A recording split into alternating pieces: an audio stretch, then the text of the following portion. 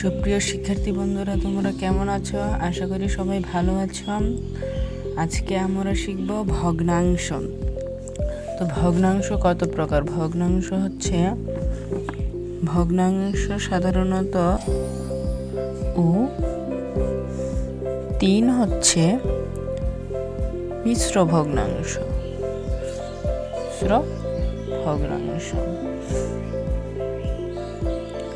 ঠিক আছে, যদি এদিকে একটু কম দেখা যাচ্ছে, আমরা একটু লক করে দিচ্ছি। ঠিক আছে, মিশ্র ভগ্নাংশ।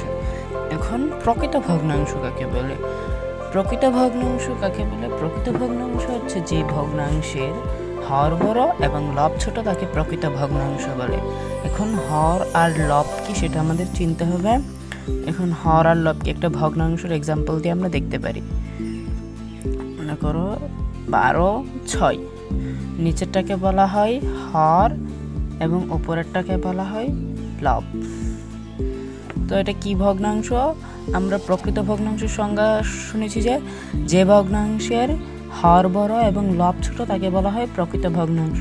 তাহলে এটা হচ্ছে একটা প্রকৃত ভগ্নাংশ। আর অপ্রকৃত ভগ্নাংশ হচ্ছে যে ভগ্নাংশের লব বড় এবং হর ছোট, সেটা হচ্ছে অপ্রকৃত ভগ্নাংশ। শুধু অপ্রকৃত ভগ্নাংশ যদি একটা উদাহরণটা নিই তাহলে হবে, এটাকে যদি আমরা উল্টো করে লিখি, আসলে এটা অপ্রকৃত ভগ্নাংশ হলেও এটা আমরা বাদ দিই। আচ্ছা, এটা বাদ দিয়ে মনে করো 7/3, এটা হচ্ছে একটা অপ্রকৃত ভগ্নাংশ। এখন মিশ্র ভগ্নাংশ কাকে বলে? মিশ্র ভগ্নাংশ হচ্ছে যদি আমরা সমস্ত দিয়ে লিখি 1/3, এটা হচ্ছে মিশ্র ভগ্নাংশ। এখন এটাকে আমরা কেন অপ্রকৃত ভগ্নাংশ হিসেবে নিলাম না? কারণ 12কে যদি আমরা 6 দিয়ে ভাগ করি, এটা 2-এ চলে আসবে।